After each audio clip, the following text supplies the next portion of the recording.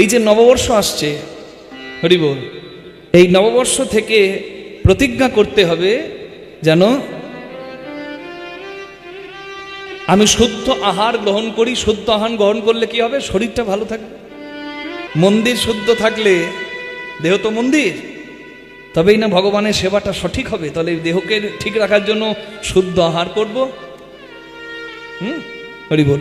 মাংসতে মাংস বৃদ্ধি দুধে বাড়ে বল, ঘৃতেতে লাবণ্য বৃদ্ধি শাকে বাড়ে বল।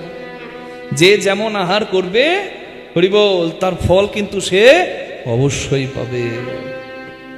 তাই বুঝিয়া করো কাজ, জানিয়া করো কাজ, না জানিয়া করো না।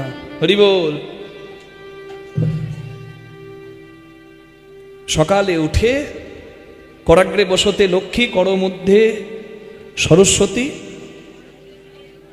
করাগ্রে বসতে লক্ষ্মী, করমূলে সরস্বতী, কর মধ্যে একটু গোবিন্দম, প্রভাতে কর দর্শনম।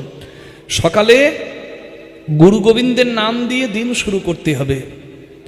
হরি বল।